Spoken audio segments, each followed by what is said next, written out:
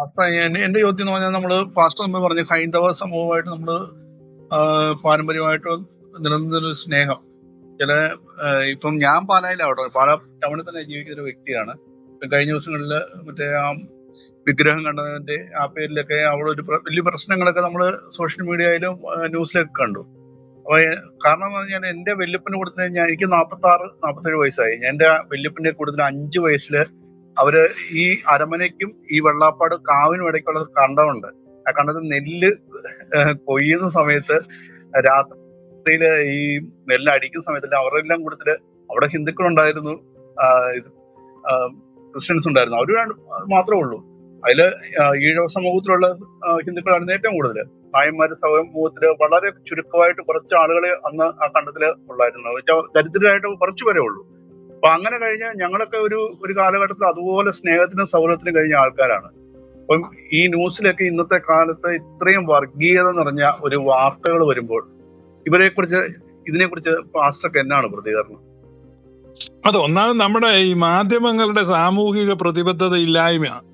ഒരു സെൻസറിങ്ങും ഇല്ലാതെ വ്യൂ കൂട്ടുക എന്നുള്ള ഒരൊറ്റ ചിന്ത മാത്രമേ ഉള്ളൂ.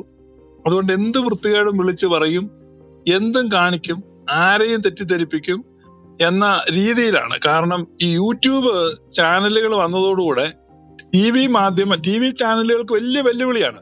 അപ്പൊ യൂട്യൂബേഴ്സ് ഓരോരുത്തർക്കും പോയി നിന്ന് നിറം പിടിപ്പിച്ച വാർത്തകളും ഡയറക്റ്റ് ഇന്റർവ്യൂ എല്ലാം കൊടുക്കുമ്പോൾ കൂടുതൽ ആളുകൾ അതാ കാണുന്നത്. അപ്പൊ പരമ്പരാഗത രീതിയിലുള്ള വാർത്ത വായന കൊണ്ട് മാത്രം ടി വി ചാനലുകൾക്ക് പിടിച്ചു നിൽക്കാൻ പറ്റാത്തതുകൊണ്ട് അവരും ക്യാമറയും കോലുമായിട്ട് വഴിയിലിറങ്ങി അതും ഇതും എല്ലാം റിപ്പോർട്ട് ചെയ്യാൻ തുടങ്ങിയിരിക്കുക.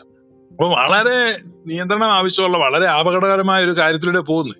അപ്പൊ കേരളത്തിൽ ഏത് സമയത്തും ഇത്തരത്തിലുള്ള വിഷലിപ്തമായ പ്രചരണങ്ങൾ കൊണ്ട് കലാപം വരെ ഉണ്ടാകാം. കാരണം ആളുകൾ ആ രീതിയിൽ മൂവ് ചെയ്യപ്പെടുകയാണ്. ഇപ്പൊ സർക്കാരിന്റെ നിയന്ത്രണം ഇല്ലല്ലോ ഈ മേഖലയെ. No censorship. ഇപ്പൊ ഒരുത്തൻ തെറ്റായ രീതിയിൽ വണ്ടി മോഡിഫൈ ചെയ്ത് വഴിയിലൂടെ ട്രാഫിക് നിയമങ്ങൾ ലംഘിച്ച് ജനജീവിതത്തിന് ഭീഷണിയായിട്ട് വണ്ടി ഓടിച്ചു പോവാണ്. അവനെ പോലീസ് അറസ്റ്റ് ചെയ്യുമ്പോഴും അവന്റെ ഫോളോവേഴ്സ് ലക്ഷക്കണക്കിന് ആളുകൾ പോലീസിനെ തെറി പറയുകയാണ്. അത്തരത്തിലുള്ള അപകടകരമായ സ്ഥിതിയാണ് ഇപ്പൊ കേരളത്തില് ഈ യൂട്യൂബേഴ്സ് വരുത്തി വെച്ചിരിക്കുന്നത്. അപ്പൊ അതുകൊണ്ട് പണ്ടത്തെ പോലെയല്ല. പണ്ടൊക്കെ കേരളത്തിലൊരു കാര്യം ഉണ്ടായതിലോ അറിഞ്ഞു കേട്ട ഒരു സമരവും പ്രക്ഷോഭവും ഒക്കെ ആയിട്ട് വരണമെങ്കിൽ ഒത്തിരി സമയം പിടിക്കുമായിരുന്നു. അത്ര വലിയ ജനശ്രദ്ധ ആകർഷിക്കുന്ന വിഷയങ്ങൾക്ക് മാത്രമേ ഒരു ശ്രദ്ധ കിട്ടത്തുള്ളൂ. ഇന്ന് അങ്ങനെയല്ല. ചെറുതായിട്ട് ഒരുത്തന്റെ വയറ്റിൽ നിന്ന് പോകുന്നതിന് അല്പം വ്യത്യാസം വന്നാൽ പോലും വലിയ വാർത്തയാക്കി. നോക്കൂ, ഇത് കണ്ടില്ലേ, ഇവിടെ അങ്ങനെ. കഴിഞ്ഞ ദിവസം ഒരു കോഴി മുട്ടയിട്ടതിന് വലിപ്പം കൂടുതലാന്ന് പറഞ്ഞ യൂട്യൂബ് കണ്ടു. ഞാൻ നോക്കിയപ്പോ 18 ലക്ഷം വ്യൂ. അപ്പൊ ഈ കോഴി ഇതിനു മുമ്പ് ഇങ്ങനത്തെ മുട്ടയിട്ടിട്ടുണ്ടോ? അന്നേരം ഇല്ല, ഇതാദ്യമാണോ? ഈ ചേട്ടാ എന്താണ് ഈ മുട്ട ഇങ്ങനെ വലുതാ? ഞാൻ നോക്കിയിട്ട് വലിയ കാര്യമൊന്നുമില്ല. സത്യം ഒരു കോഴിയുടെ ഊതി കൂടെ വലിയ മുട്ട വന്നു. ഇതൊക്കെയാണ് ഈ അത്രമാത്രം മലയാളി അതപ്പതിച്ചിരിക്കുക. പിന്നെ പാലായിലെ ഈ ഇത് കണ്ടെന്ന് ഞാൻ കേരളത്തിലൊക്കെ ഒരു കാലത്ത് ഒരുപാട് ക്ഷേത്രങ്ങളുണ്ടായിരുന്നു. എന്റെ ചെറുപ്പത്തിൽ ഞങ്ങളുടെ നാട്ടിൽ തന്നെ 10-16 ക്ഷേത്രമുണ്ട്. അതൊന്നും ഇന്നില്ല. അതൊക്കെ ചെറിയ ചെറിയ കുടുംബ ക്ഷേത്രങ്ങളും ചെറിയ കാവുകളും ഒക്കെ ഒരുപാടുണ്ടായിരുന്നു. അപ്പൊ കല്ലിൽ കൊത്തിയ രൂപങ്ങളൊക്കെ എല്ലാ സ്ഥലത്തും ഉണ്ടായിരുന്നു. അതൊന്നും ഒരു പ്രമാണികമായ ഒരു ക്ഷേത്രമൊന്നും ആണെന്ന് ഞാൻ കരുതുന്നില്ല. അങ്ങനെ പ്രമാണികമായ ഒരു ക്ഷേത്രമാണെങ്കിൽ അത് നിലനിന്നേനെ, അത് സംരക്ഷിക്കപ്പെട്ടേനെ. അപ്പൊ സ്വയമായിട്ട് സംരക്ഷിക്കാൻ കഴിയാത്ത ഒരു ദൈവത്തിന്റെ ക്ഷേത്രം മണ്ണിനടിയിൽ നിന്ന് പൊക്കി വീണ്ടും അത് പുനരുദ്ധരിക്കണം എന്നൊക്കെ പറഞ്ഞു കഴിഞ്ഞാൽ അത്രയും ദുർബലനായ ഒരു ദൈവത്തെ ഉയർത്തിക്കൊണ്ട് വരണോ എന്ന് ഭക്തന്മാര് ചിന്തിക്കണം.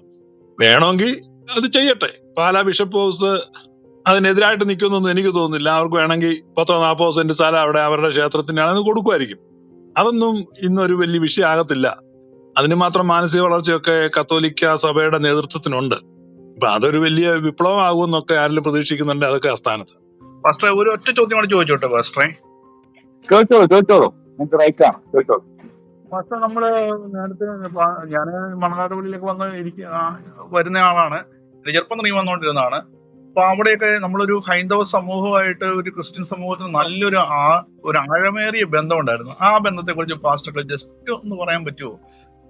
അല്ല, അത് ഈ പരമ്പരാഗത ക്രിസ്ത്യാനികൾക്ക് ഹിന്ദുക്കളുമായിട്ട് നല്ലൊരു ബന്ധത്തിലാണ് ജീവിച്ചത്. അതിന്റെ ഈ കാരണം 500 വർഷം മുമ്പാണ് അത് ഈ പോർച്ചുഗീസുകാരുടെ ആഗമനത്തോടുകൂടെ ഈ വടക്കൻ പ്രദേശത്തുള്ള ക്രിസ്ത്യൻ സെറ്റിൽമെന്റുകളിലേക്കെല്ലാം പോർച്ചുഗീസ് പട്ടാളം വന്നു. അപ്പൊ അവര് മതപരിവർത്തനത്തിന് നിർബന്ധിക്കുകയും അവര് കത്തോലിക്കവൽക്കരണം നടപ്പിലാക്കുകയും അവരുടെ രീതിയും സമ്പ്രദായവും പന്നി മാംസ ഭക്ഷണം ഇങ്ങനെയുള്ള കാര്യങ്ങളൊക്കെ അടിച്ചേൽപ്പിക്കുകയൊക്കെ ചെയ്തപ്പം അത്തരം സെറ്റിൽമെന്റുകളെ ഉപേക്ഷിച്ച് പ്രായണ ഉൾപ്രദേശങ്ങളിലുള്ള ഹിന്ദു സെറ്റിൽമെന്റുകളിലേക്ക് സുറിയാനി ക്രിസ്ത്യാനികൾ കുടിയേറി. അതൊരു തരത്തിൽ ഒരു ഭീരുത്വത്തിന്റെ പലായനമായിരുന്നു. തങ്ങളുടെ ജീവനും സ്വത്വബോധവും അഭിമാനവും ഒക്കെ സംരക്ഷിക്കുവാനുള്ള തത്രപ്പാടിൽ കിട്ടിയത് കയ്യിലെടുത്ത് അതുകൊണ്ട് കുറവലം കാട്ടി എന്നൊക്കെ പുറപ്പെട്ടു പോകുന്നു എന്ന് പറയുന്നത്. അപ്പൊ അങ്ങനെ മെയിൻ സെറ്റിൽമെന്റുകളെ വിട്ടിട്ട് ഉൾനാടൻ പ്രദേശങ്ങളിൽ ഹിന്ദു സെറ്റിൽമെന്റുകളുടെ നടുക്ക് വന്ന് സുറിയാനി ക്രിസ്ത്യാനികൾ താമസിച്ചു. അപ്പൊ അവിടെയുള്ള ഹിന്ദു സമൂഹം അവരെ സർവാത്മന സ്വീകരിച്ചു. അവർ പുതിയ പള്ളികൾ ഉൾപ്രദേശങ്ങളിൽ വെച്ചു. അപ്പൊ അത് ക്ഷേത്രങ്ങളും ക്ഷേത്ര പരിസരങ്ങളും ഒക്കെ ആയിട്ട് ബന്ധപ്പെട്ടാണ്.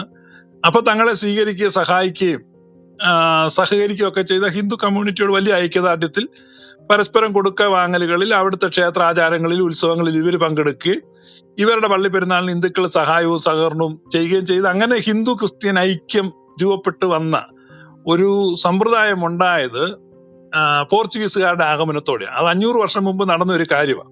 എന്നാൽ അത് കഴിഞ്ഞിട്ട് പിന്നെ ബ്രിട്ടീഷുകാർ വന്നു, പിന്നെ ഇവാഞ്ചലൈസേഷൻ വന്നു, പെന്തക്കോസ്തുകാർ വന്നു കഴിഞ്ഞപ്പോൾ അതിന്റെ ഒരു റിവേഴ്സ് പ്രോസസ്സാണ്. വേർപാട് പാലിക്കുക, ഹിന്ദുക്കളുടെ വിഗ്രഹങ്ങളിൽ നിന്നും ആചാരങ്ങളിൽ നിന്നും അന്ധവിശ്വാസങ്ങളിൽ നിന്നും അനാചാരങ്ങളിൽ നിന്നും ഒക്കെ വേർപാട് പാലിക്കുക എന്നുള്ള മുദ്രാവാക്യം മുഴങ്ങി. പിന്നെ വേർപാടിന്റെ ഒരു സന്ദേശമായി. അങ്ങനെ പെന്തക്കോസ്തുകാരുടെ നേതൃത്വത്തിൽ, ഞാൻ പെന്തക്കോസ് പറയുമ്പോൾ അതിനകത്ത് കത്തോലിക്ക കരിസ്മാറ്റിക്കും മാർത്തോമാക്കാരുടെ ഇവാഞ്ചലിക്ക മൂവ്മെന്റും എല്ലാം ഉൾപ്പെടെ പറയുന്നില്ല, പെന്തക്കോസ്തുകാരെ മാത്രമല്ല. അപ്പൊ അത്തരത്തിലുള്ള ഇപ്പൊ യാക്കോബക്കാരുടെ പോലും ആ മനസ്ഥിതി ഉണ്ട്. ഈ അടുത്ത കാലത്ത് ഒരച്ഛൻ പ്രസംഗിക്കുന്നുണ്ട്. ഞാൻ പിന്നെ അച്ഛനെ വാട്സാപ്പ് നമ്പർ തപ്പിയെടുത്ത് വിളിച്ചു. ഹിന്ദുക്കളുടെ ദൈവമൊക്കെ പിശാചാന്ന് അതിനകത്തൊന്നും ബന്ധപ്പെട്ടിരുന്നൊക്കെ പ്രസംഗിക്കും. അപ്പൊ ഇത് 2 കാരണമാണുള്ളത്. അപ്പൊ ഈ ഒരു ഐക്യമൊക്കെ വന്നത് 500 കൊല്ലം മുമ്പ് പോർച്ചുഗീസ് ആഗമനത്തോടുകൂടെ വന്നത്. അത്രയാണ് എന്റെ അറിവ് കേട്ടോ. Okay, thank you. Thank you Jeevan.